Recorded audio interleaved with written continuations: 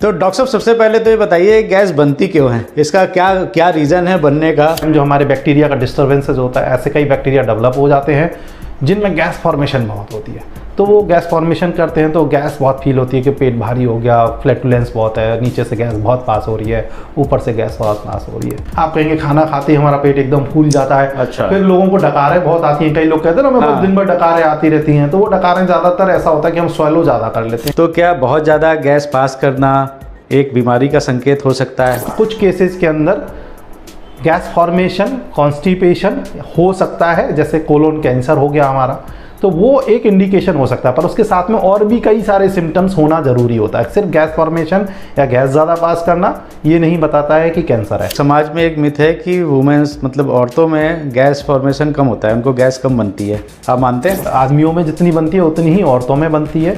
बस फ़र्क इतना है कि औरतें थोड़ी सी ज़्यादा सोशो इकोनॉमिकली मतलब सोशली ज़्यादा बेटर होती हैं, तो वो उस चीज़ को सबसे ज़्यादा सबके सामने रिवील नहीं करती हैं। तो मतलब समाज का ध्यान रखती हैं। हाँ। और पुरुषों की तरह नहीं, जहाँ बैठे वहाँ धूम धड़ाम चालू कर दी। मुझे एक आर्टिकल मिला न्यूज़ 18 का, और उसमें लिखा हुआ था कि US women who made 1.5 crore from her fart jars is now selling NFTs of them. Doctor साहब एक बात और है कि हम लोग नॉर्मल आम बोलचाल की भाषा में बोलते हैं कि गैस्ट्राइटिस हो गई, तो गैस्ट्राइटिस और ये पादने की बीमारी ये एक ही होती है कि अलग? अगर आप में के फार्ट में बहुत ज़्यादा बदबू आ रही है या पेन हो रहा है आपको, तो उसमें क्या कोलन कैंसर होने की कुछ संभावना होती है? नमस्कार, वंदे मातरम, जय हिंद। एक बार फिर से आपका बहुत बहुत स्वागत है तिवारी जी टॉक शो में। आज एक ऐसी समस्या के ऊपर बात करने वाले हैं जो आजकल राष्ट्रीय समस्या बन गई है, बल्कि अंतर्राष्ट्रीय समस्या है, वो है गैस बनने की। आजकल घर में कोई ना कोई गैस का पेशेंट ज़रूर होता है और ये समस्या लगभग सभी में पाई जाती है। तो आज इस विषय पर बात करने के लिए हमारे साथ में हैं डॉक्टर मनीष गुप्ता, जो कि इंदिरापुरम गाजियाबाद में प्रैक्टिस करते हैं। डॉक्टर साहब ने MBBS, MD और फिर DM गैस्ट्रो में किया हुआ है और पिछले 17 सालों से प्रैक्टिस कर रहे हैं। तो डॉक्टर साहब बहुत बहुत स्वागत है आपका तिवारी जी टॉक शो में। Thank you so much for invitation in this talk show. So आज हम इस पे चर्चा करेंगे और बहुत डिटेल में चर्चा करेंगे कि जो गैस की प्रॉब्लम है, जो इतना हद तक काफ़ी घरों में हर पेशेंट के पास पहुंच चुकी है, तो उसका कैसे हम निवारण कर सकें, कैसे उसके सिम्टम्स होते हैं, कैसे उसका ट्रीटमेंट कर सकते हैं, हम वो सारी चीज़ों पर हम आज पूरी खुल के चर्चा करेंगे। तो डॉक्टर साहब सबसे पहले तो ये बताइए गैस बनती क्यों है, इसका क्या रीज़न है बनने का? देखो, गैस तो पेट है तो गैस तो बनेगी। तो गैस बनने के कारण क्या है? गैस नॉर्मल है जो बनती है, सबके पेट में बनती है, पर किसी किसी के ज़्यादा बन सकती है। तो उसके कई सारे कारण हैं। जो पहला कारण है, बहुत कॉमन है, कि हम बहुत जल्दी जल्दी खाना खा लेते हैं, चबा चबा के नहीं खाते और जल्दी जल्दी खाना खा लिया, पानी गट गट गट करके ऊपर से हमने पी लिया, तो कई बार हम उसमें काफ़ी एयर स्वैलो कर जाते हैं। वो कॉमन नॉर्मल एयर होती है, उसकी वजह से ब्लोटिंग, गैस फॉर्मेशन ज़्यादा हो सकता है।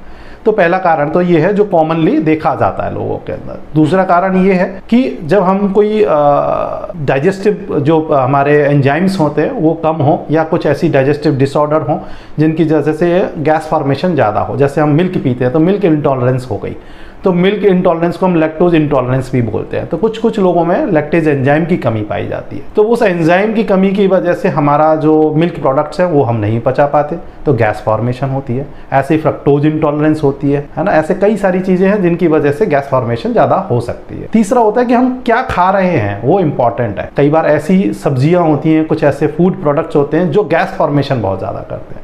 तो जैसे हम पत्ता गोभी हो गया, हमारा फूल गोभी हो गया, ब्रोकोली हो गया, ये सारी चीज़ें, तो ये सारी चीज़ों की वजह से हमारे गैस फॉर्मेशन ज़्यादा होता है। तो इनका ज़्यादा सेवन करने पे, जैसे ओनियन हो गया, इनका ज़्यादा सेवन करने से हमारा गैस फॉर्मेशन ज़्यादा होता है। कार्बोनेटेड ड्रिंक्स हो गई या एनिमल प्रोटीन्स हो गए, एनिमल प्रोटीन्स भी हमारे गैस फॉर्मेशन बहुत ज़्यादा करते हैं, क्योंकि उनको पचाने के लिए बहुत सारे एंजाइम्स लगते हैं, और जब पचती हैं चीज़ें तो काफ़ी सारा गैस फॉर्मेशन होता है, तो वो सारा कारण हो सकता है। चौथा कारण हमारा ये है, जैसे कि कुछ डिजीज़ हैं, जैसे सीलियक डिजीज़ हो गया, तो उसकी वजह से भी गैस फॉर्मेशन, क्योंकि हमारा जो गेहूँ है या जो हमारा वो पचता नहीं है, और पचेगा नहीं तो ऑब्वियसली गैस्ट्रिक डिस्टर्बेंसेस होंगे, गैस फॉर्मेशन होंगे और गैसेस बनेंगे। कुछ बीमारियाँ और हैं, जैसे इरिटेबल बाउल सिंड्रोम है, वो भी एक गट माइक्रोबायोम जो हमारे बैक्टीरिया का डिस्टर्बेंसेस होता है, ऐसे कई बैक्टीरिया डेवलप हो जाते हैं जिनमें गैस फॉर्मेशन बहुत होती है। तो वो गैस फॉर्मेशन करते हैं तो गैस बहुत फील होती है कि पेट भारी हो गया, फ्लैटुलेंस बहुत है, नीचे से गैस बहुत पास हो रही है, ऊपर से गैस बहुत पास हो रही है।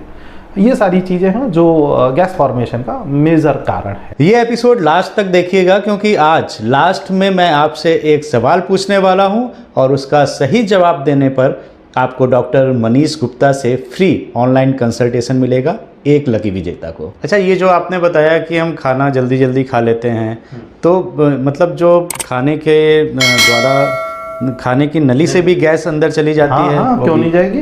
अच्छा, वो इंटेस्टाइन से जाके फिर वो निकलती है? हाँ, वो इंटेस्टाइन में जाएगी, स्टोमक में जाएगी, गैस फॉर्मेशन होगा, ब्लोटिंग होगी।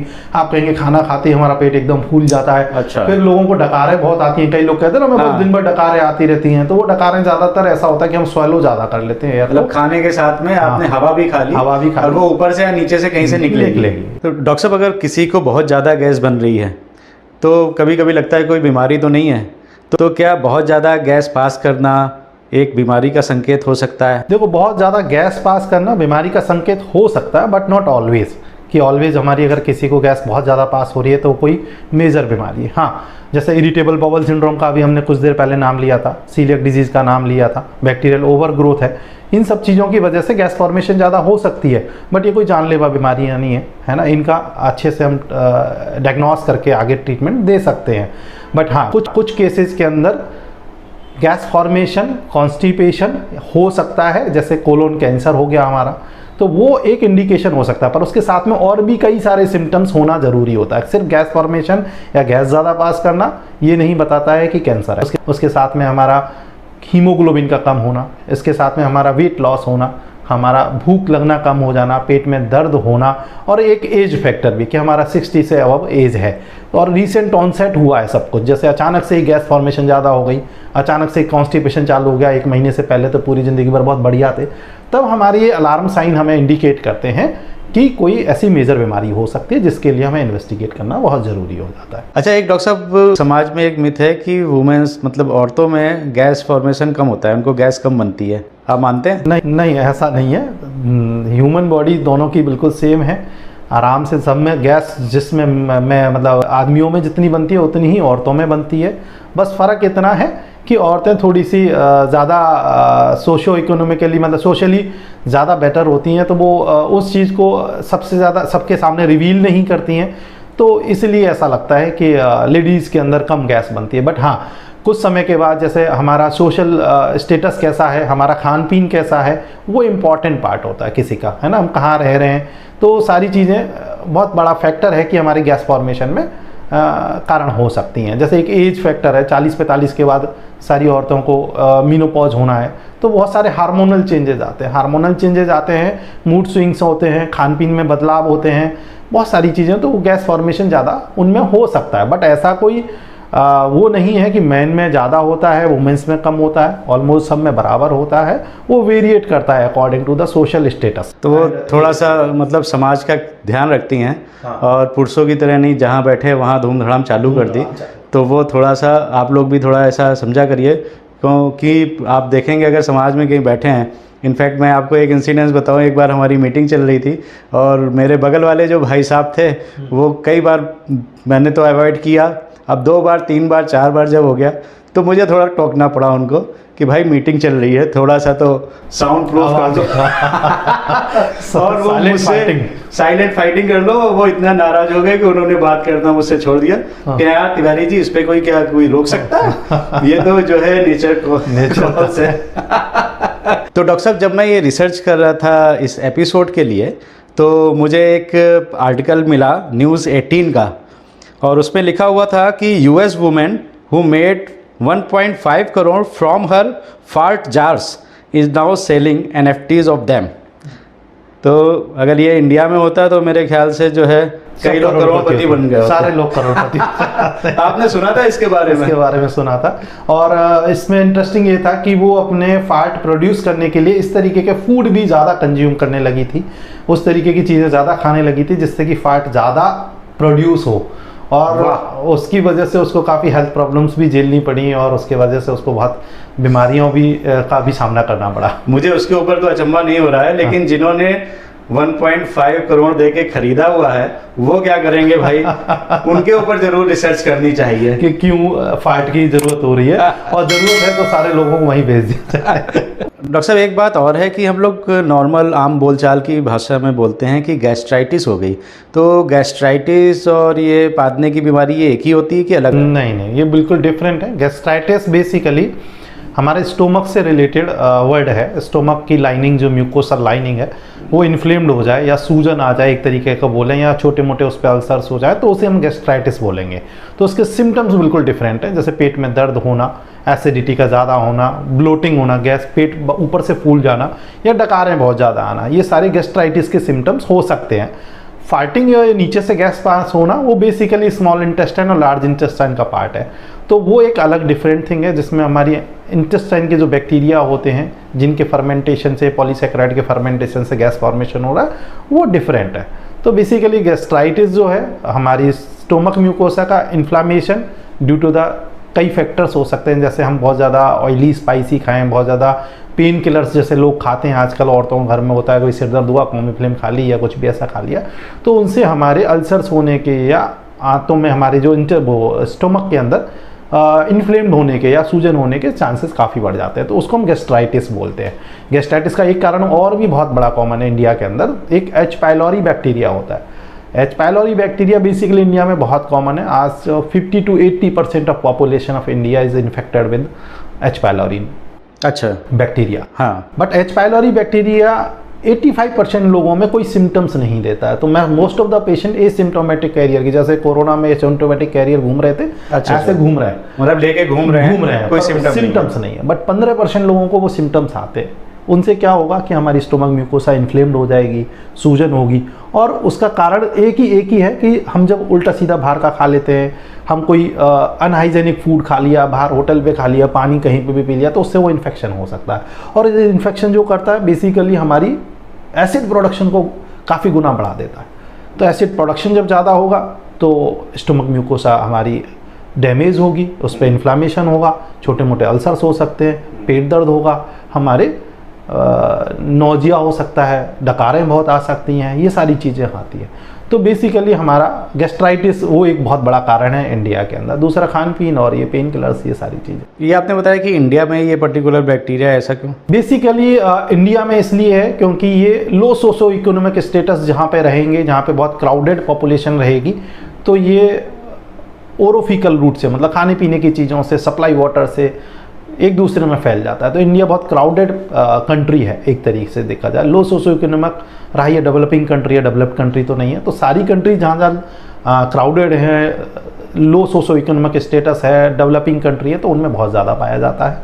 बट हाँ, डेवलप्ड कंट्रीज में बहुत कम है इसके जो इन्फेक्शन रेट जो है। अच्छा डॉक्टर मनीष, एक धारणा और है कि अगर आप में के फार्ट में बहुत ज़्यादा बदबू आ रही है या पेन हो रहा है आपको, तो उसमें क्या कोलन कैंसर होने की कुछ संभावना होती है? मैंने पहले भी एक बार आपको बताया कि कोलन कैंसर होने के साथ साथ ऐसा, जैसे गैस का बहुत ज़्यादा पास होना, बदबूदार होना, दर्द के साथ होना, बट उसके साथ में बहुत सारे सिम्टम्स और होने चाहिए, जैसे कि खून की कमी होना, पेट में दर्द होना, वेट लॉस होना, और हमारा भूख का कम हो जाना, और एक एज फैक्टर कि हमारा 60 के अबव एज हो, तो हम कोलन कैंसर सोच सकते हैं बेसिकली। पर बदबू का आना कोलन कैंसर का कोई ऐसा सिम्टम या साइन नहीं है कि वो हमें उसकी तरफ लेके जाए, अनटिल अनलेस कि कोई और अलार्म साइन हमारे बॉडी के अंदर नहीं है।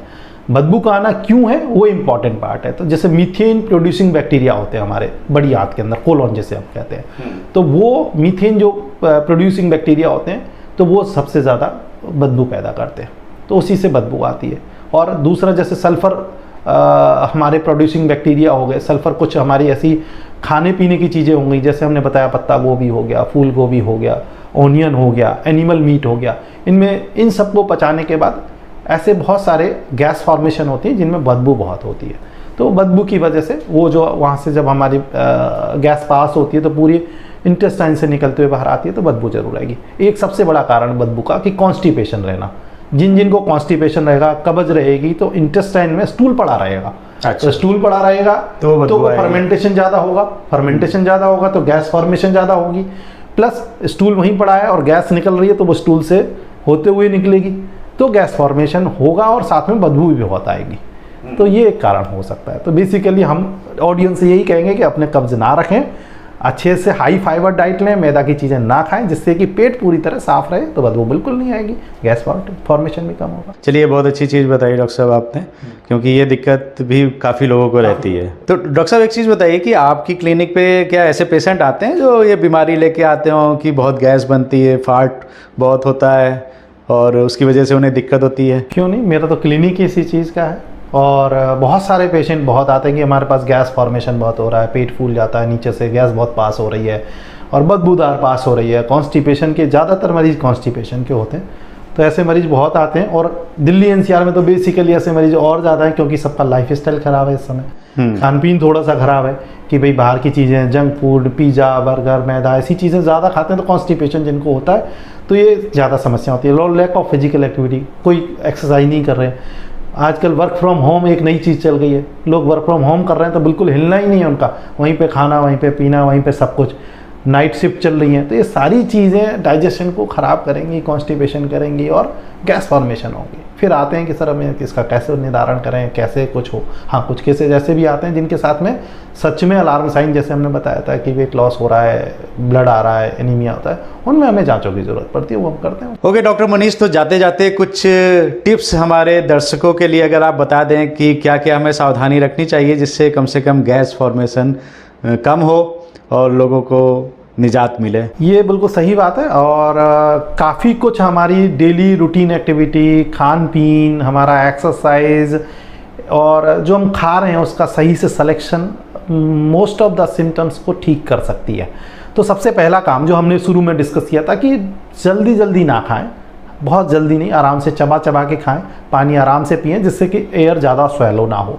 दूसरा, खाने पीने की चीज़ों का सिलेक्शन, कि बहुत ज़्यादा आप वही जो मैंने बोला था कि पत्ता गोभी, फूल गोभी, ओनियन या एनिमल मीट्स का सेवन करें, पर इतना ना करें कि वो गैस फॉर्मेशन ज़्यादा करें। दूसरा, लो फाइबर डाइट्स हो गए, जैसे कि मैदा हो गई, अगर ऐसी डाइट हम अपने ज़्यादा रखेंगे, पिज़्ज़ा, बर्गर, जंक फूड, तो इसकी वजह से कॉन्स्टिपेशन होगा, गैस फॉर्मेशन ज़्यादा होगा। तो ये सारी चीज़ें हैं। तीसरा कि कार्बोनेटेड ड्रिंक्स हमें नहीं लेनी है बहुत ज़्यादा, कि कार्बोनेटेड ड्रिंक्स लेना है तो वो भी गैस फॉर्मेशन करते हैं। चौथी चीज़ें हैं कि हम एक्सरसाइज करें, समय पे सोएं, समय पे उठें, हाई फाइबर डाइट ज़्यादा लें, हम सैलेड अपने खाने के अंदर ज़्यादा इंक्लूड कर सकते हैं, एंड 1 घंटा या 45 minutes at least jogging walking ज़रूर करें। तो ये सारे टिप्स हैं जिनकी वजह से आप अपने डाइजेस्टिव सिस्टम को हेल्दी रख सकते हैं, कॉन्स्टिपेशन बहुत कम होगा, गैस फॉर्मेशन कम होगा और बेहतर ज़िंदगी जिएंगे। तो जैसा कि मैंने कहा था, आज मैं आपसे एक सवाल पूछने वाला हूं। तो आज का सवाल है कि लार्ज इंटेस्टाइन यानी कि बड़ी आंत की लंबाई क्या होती है? पता करके बताइए कमेंट में, और एक लकी विजेता को डॉक्टर मनीष से फ्री ऑनलाइन कंसल्टेशन मिलेगा। तो आज आपने देखा डॉक्टर मनीष ने बहुत अच्छी तरह से हम लोगों को आम बोलचाल की भाषा में समझाया कि कैसे हम गैस की समस्या से बच सकते हैं, हम अपने खाने पीने में क्या क्या परिवर्तन लाके हम इस समस्या से निजात पा सकते हैं। तो इसको फॉलो करिए। अगर आज का एपिसोड आपको पसंद आया तो लाइक और कमेंट करके हमें बताइए आगे आप किन किन टॉपिक्स पे, स्पेशली गैस्ट्रो में बहुत सी बीमारियां हैं, तो आप जिन बीमारियों के ऊपर एपिसोड देखना चाहते हैं हमें कमेंट करके बताइए। और अगर अभी तक आपने तिवारी जी टॉक शो को सब्सक्राइब नहीं किया है तो सब्सक्राइब कर दीजिए, क्योंकि आगे जितने भी एपिसोड आएंगे आपको उसकी जानकारी नोटिफिकेशन के द्वारा मिलती रहेगी। और तब तक अपनी सेहत का बहुत बहुत